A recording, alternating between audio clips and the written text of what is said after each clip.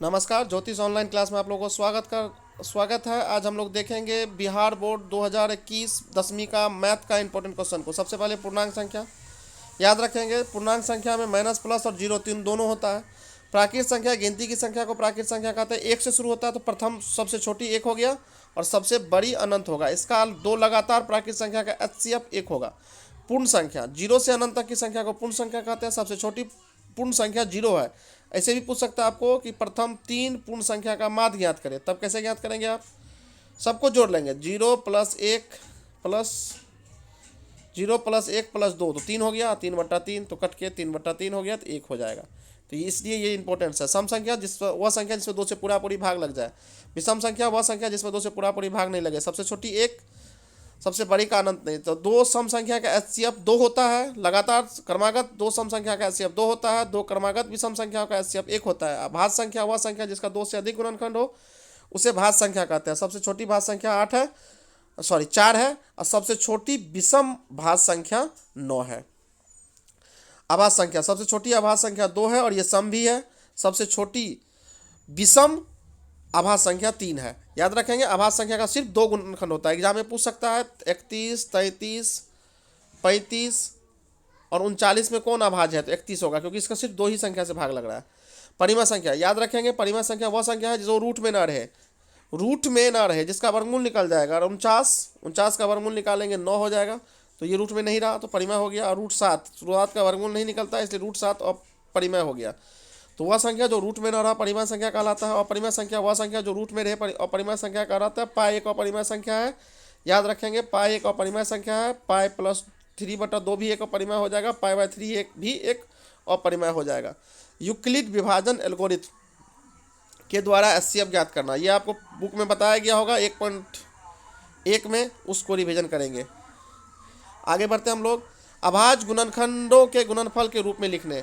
अगर हम 140 की बात करें, इसका फैक्टराइजेशन करेंगे तो पहले 2 से लगेगा 70 हो जाएगा, फिर 2 से लगेगा 35, फिर 2 से लगेगा 5 से लगेगा 7 हो जाएगा। तो इसको लिख सकते हैं हम लोग 2 पर पावर 2 स्क्वायर गुना 5 गुना 7। तो यही अभाज्य गुणनखंड के रूप में इसका लिखा गया। अगला सवाल बात करें अभाज्य गुणनखंड द्वारा एचसीएफ और एलसीएम ज्ञात करना। बहुत इंपॉर्टेंट क्वेश्चन है। 16, 24 और 36 का अभाज्य गुणनखंड द्वारा एचसीएफ और एलसीएम ज्ञात कर रहे हैं हम लोग। 16 का फैक्टराइजेशन करेंगे आप इस तरह से, तो 2 पे 8, फिर 2 पे 4 तो 2 पर पावर 4 हो जाएगा। 24 का करेंगे तो 2 पर पावर 3 गुना 3 हो जाएगा। और 36 का करेंगे तो 2 का स्क्वायर गुना 3 का स्क्वायर हो जाएगा। तो एचसीएफ में हम लोग क्या करते हैं? तो एचसीएफ में हम लोग क्या करते हैं? सबसे न्यूनतम जो तीनों में होता है, 2 गो रहेगा दोनों में, 3 गो रहेगा तीनों में, जो तीनों में होता है उसका सबसे न्यूनतम घात को लेते हैं। तो सबसे पहले देखेंगे कि तीनों में कौन है। तो यहाँ अगर आप देखें सवाल में फैक्टराइजेशन करने के बाद तो तीनों में है 2 तो 2 को लिख लिए। अब देखेंगे दूसरा स्टेप हम लोग को देखना है, सबसे पहले तीनों में कौन है। एचसीएफ में अगर 3 संख्या है तो तीनों में देखेंगे। उसमें के बाद देखेंगे सबसे कम पावर किस पे है। तो यहाँ देखिए 2 पर पावर सबसे कम है, इसलिए इसका ले लेंगे 2 पर पावर 2। और उसके एचसीएफ में यही आंसर हो गया जो तीनों में रहेगा, 4 हो गया। एलसीएम के समय आप ध्यान रखेंगे, एलसीएम जब आप निकालेंगे तो एलसीएम में भी सबसे पहले देखेंगे तीनों में कौन है। तो तीनों में देख रहे हैं 2 है, तो तीनों में 2 है तो उसके अधिकतम घात को लेंगे। एचसीएफ में न्यूनतम घात को लेंगे और एलसीएम को अधिकतम घात को लेंगे। अधिकतम घात 2 पावर 4 हो गया। उसके बाद देखेंगे फिर दोनों में कौन है। तो दोनों पे 3 है तो अधिकतम घात को देखेंगे 2 हो गया। अगर और संख्या रहता तो उसको भी लेते हैं, लेकिन जो दोनों में या तीनों में रहेगा उसको सबसे अधिक घात को लेंगे। इस तरह से सॉल्व करने के बाद 144 और 4 इसका एचसीएफ हो गया। अगला देखते हैं हम लोग। एक और फार्मूला इंपॉर्टेंट है इस चैप्टर में कि सूत्र होता है पहली संख्या गुना दूसरी संख्या बराबर एचसीएफ गुना एलसीएम। तो अगर हम एक सवाल ले लेते हैं, पहली संख्या गुना दूसरी संख्या बराबर एचसीएफ गुना एलसीएम। याद रखें आप, एक सवाल है एचसीएफ 306 और 657 का 9 है और एलसीएम इसका निकालना है। तो इसमें पहली संख्या तो ये हो गया, दूसरी संख्या ये हो गया और एचसीएफ ये हो गया। तो ए गुना बी सूत्र होता है, ए गुना बी एचसीएफ गुना एलसीएम। ए हो गया 306, बी हो गया 657, एचसीएफ हमको 9 दिया हुआ है, एलसीएम पता नहीं।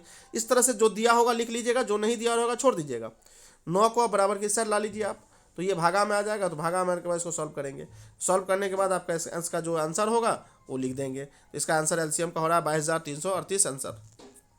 इस चैप्टर में एक और इंपॉर्टेंट क्वेश्चन है शांत और अशांत का, जो एग्जाम में बराबर पूछता है।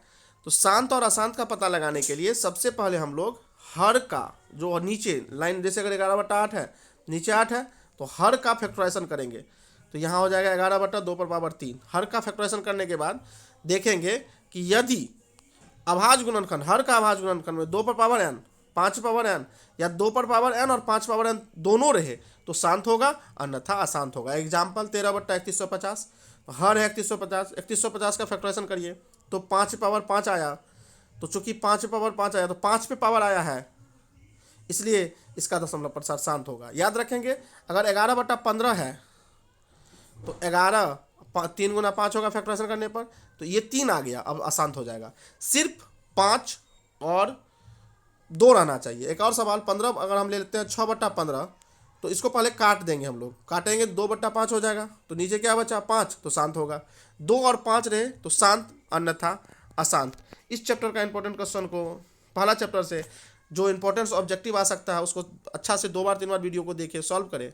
इसका जो लघु उत्तरीय 2 नंबर में प्रश्न और पूछा जा सकता है। एक तो यूक्लिड परिमेय को आप लोग अच्छा से देख ले, जिसमें 2 नंबर का प्रश्न आ सकता है, यूक्लिड द्वारा एचसीएफ ज्ञात करना। दूसरा आ जाता है अभाज्य गुणनखंड द्वारा एचसीएफ ज्ञात करना। तीसरा आ सकता है √5 एक अपरिमेय संख्या है, सिद्ध करे। 1/√2 एक अपरिमेय संख्या है, सिद्ध करे। यही इसमें से इंपॉर्टेंट क्वेश्चन है, शांत और अशांत। इस चैप्टर का इंपॉर्टेंट क्वेश्चन यही है, अच्छा से रिवीजन कर ले। फिर दूसरा चैप्टर का वीडियो हम लोग जस्ट थोड़ी देर के बाद अपलोड कर रहे हैं। धन्यवाद।